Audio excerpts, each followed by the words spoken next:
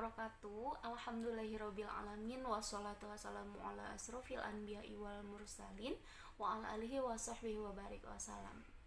Okay, the purpose of making this video is to complete our assignment in the classroom management in ELT, and the assignment is presentation. We are from the first group, presentation about chapter 10. And then before, allow me to introduce myself and my partner.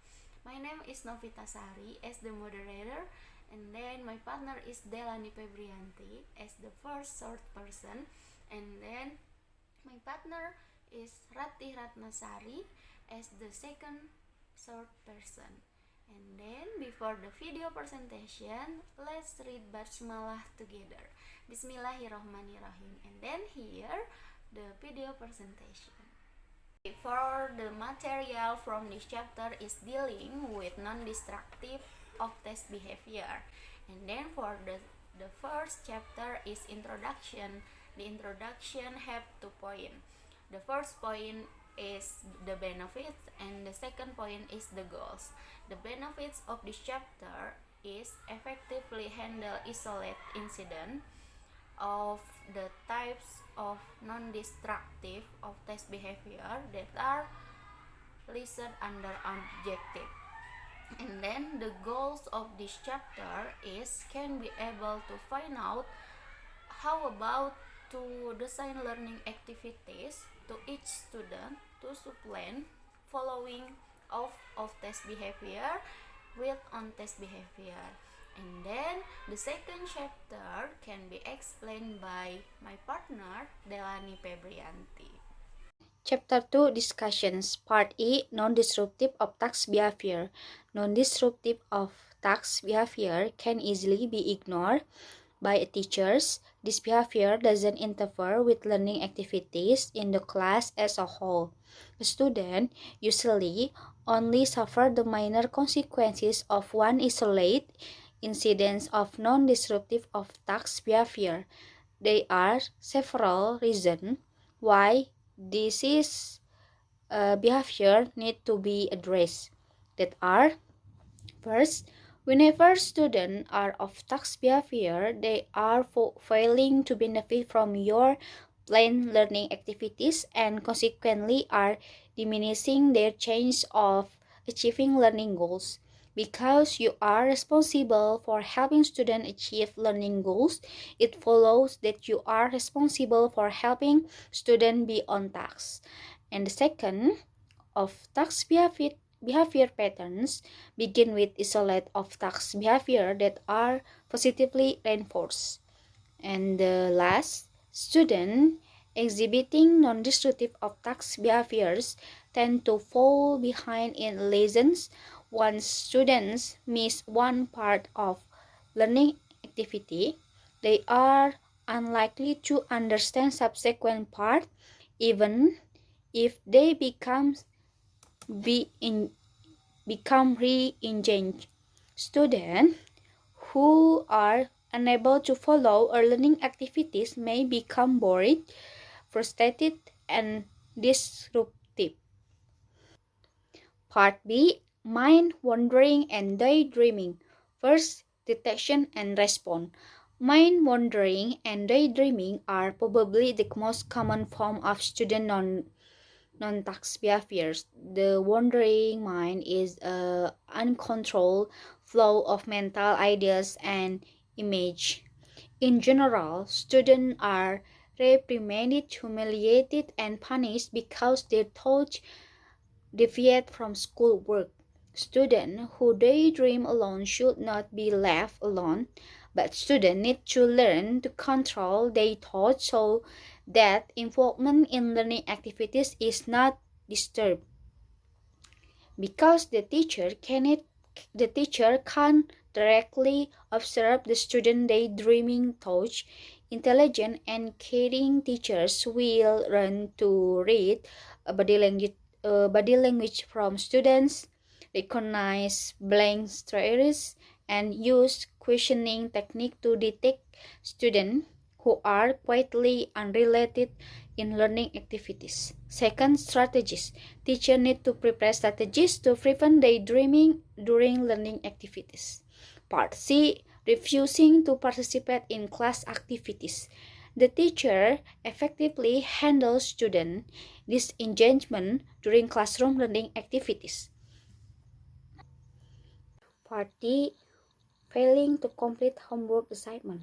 Meaningful homework. For many learning purposes, classroom learning activities only provide direction, stimulate thinking, and explain assignment. The real achievement of student goals occurs after class when students individually think, practice, and solve problems on their own. In some circumstances, the most time efficient for students to conceptualize, memorize, or polish skills is when they are working on assignment in the outside of the classroom. Next we have failing to bring needed materials to class. So next, if being under the influence of debilitating drugs, teacher attitudes. Every school day in various districts, tens of thousands of elementary, middle, and high school students attend classes where students are under the influence of debilitating drugs.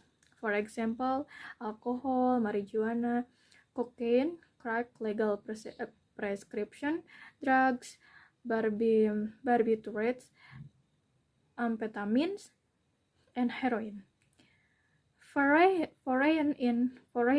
in the community who want to buy illegal drugs usually try areas near middle school, junior high school, and senior high school.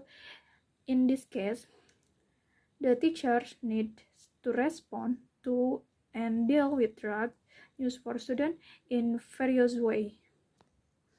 G, we have being absent or tardy. School-wide policies for extrinsically motivating student attendance. Example, like a student who was absent for 3 days without reason during a grade reporting period, or a student who collect the combined total of the 5 unexplained absence and incidents of tardiness for the class period during a grade reporting period will receive a fail grade for the reporting period. So the second, teacher policies for extrinsically motivating student attendance. Every teacher has course syllabus. They has their own course syllabus. Like each student course call will be news and on attendance, completion of assignment, scores and weekly tests, scores and final exams, and classroom behaviors. Like attendance has 19 points, so completion of assignment 19 points, scores and weekly tests 160 points, or maybe up to their teachers. So the third, we have irrationality of some popular attendance policies. The reasons for such a system are untenable for at least four reasons. First, the purpose of grades is to communicate the teacher's summative evaluation of the achievement of student learning objectives.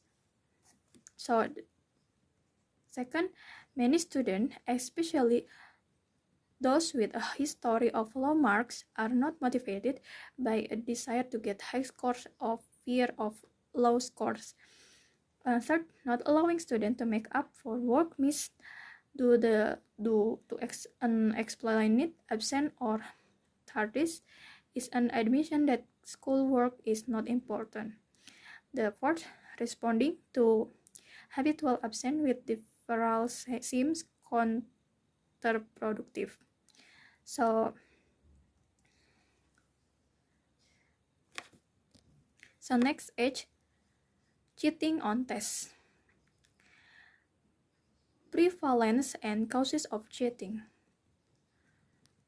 By violating the rules governing test administration so that they can properly respond the request, they cannot answer otherwise. Students are timing the validity of the test.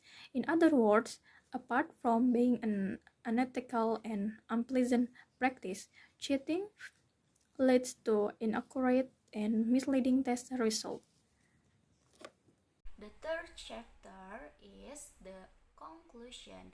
The conclusion is non-destructive of test behavior can easily be ignored by the teacher, and then the behavior does not interfere with learning activities in class as a whole.